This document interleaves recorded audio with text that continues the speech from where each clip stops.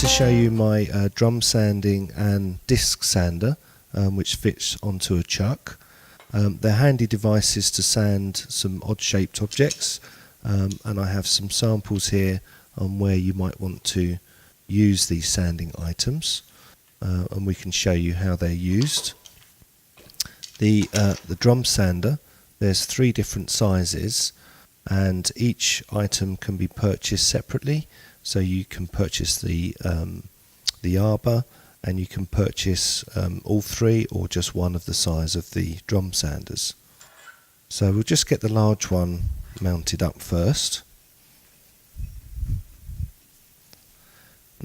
So you don't have to have a drawbar in there, provided that you bring the tailstock up and be supported.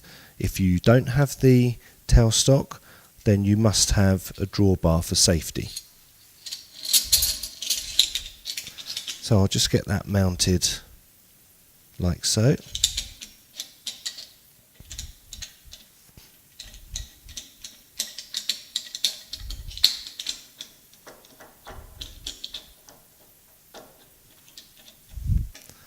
And then I'll show you how the abrasive fits onto it.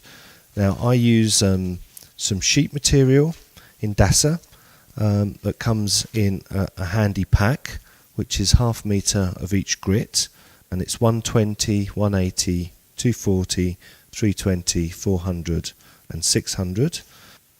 I simply use a pair of scissors to cut the abrasive that I need to the right size. Yes, eventually they go blunt, but it's very easy just to sharpen those up when they get a little bit dull. So when you fit the abrasive, you'll notice that there's a groove on the top.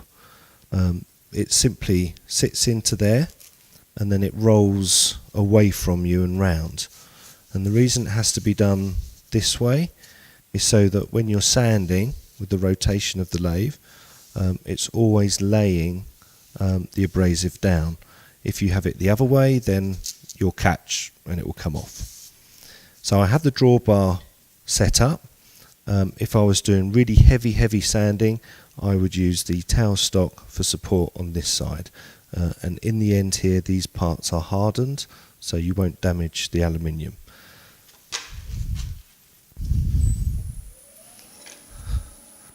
So for sanding these small spoons, I use them to sand on these areas. You'll notice that the edge of the abrasive here I've left slightly long, so it folds over and it gives a nice clean edge on the inside here.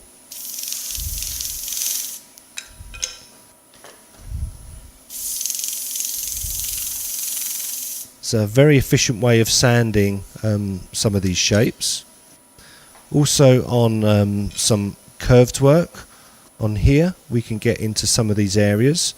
Not all areas, but all the bits that we need to get to. So I use roughly down in this area. I don't use it this way because it's going to want to always catch down. So it's best to use in this area.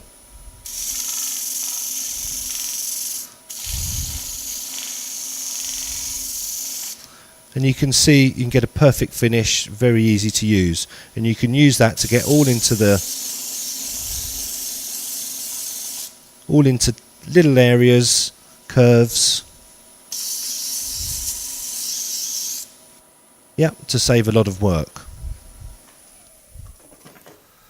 So I'll take this off and we'll set the disc sander up, and I'll show you how that works.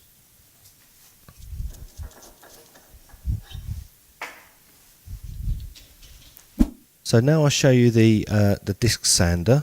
It just uses a standard sized chuck.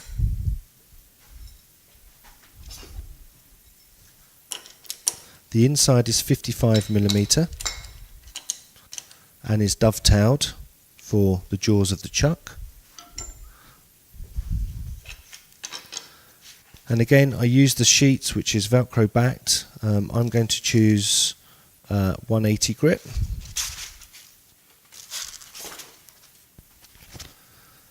The disc diameter is 145mm and the width of this is 150mm, so it's designed to be slightly smaller to make it easier to get the abrasive on, and you have small gaps here, and I just use the scissors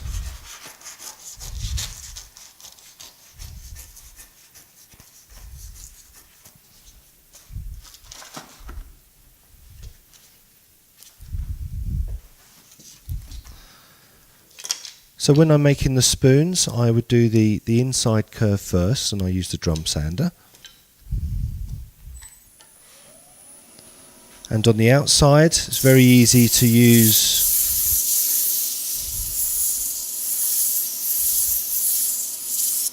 and you can do some shaping by freehand. Also on the back of this acorn,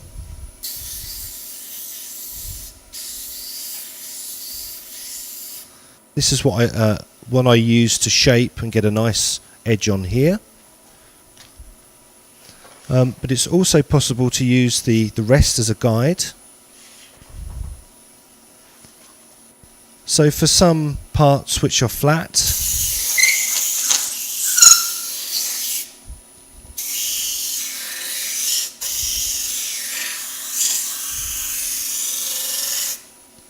we can sand and get a perfect finish on those areas.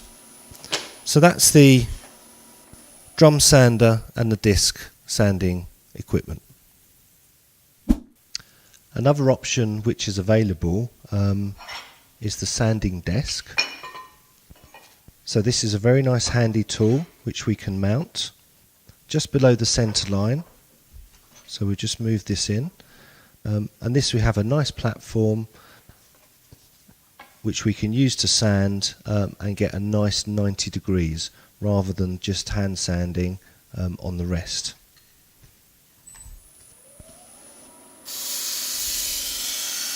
So we can keep this flat, nice desk,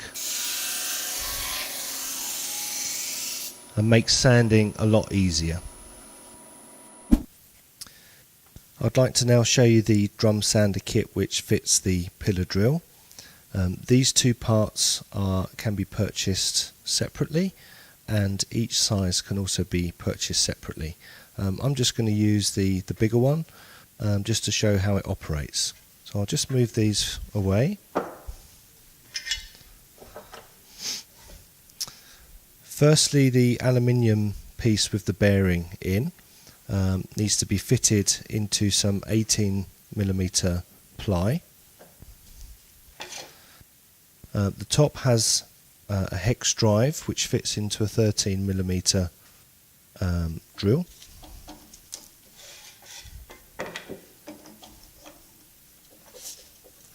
It's also very important that you do not go faster than 1500 RPM, and it does say on the disc max 1500 RPM. So you line the pin, which is hardened, to the base, and you lift the table, locates in the centre, a little bit of pressure upwards, lock the table, and this now can operate. In order to get a nice clean sand, we need a secondary piece of wood, which we can have like this. You can screw or G-clamp into place. And this then allows you to sand.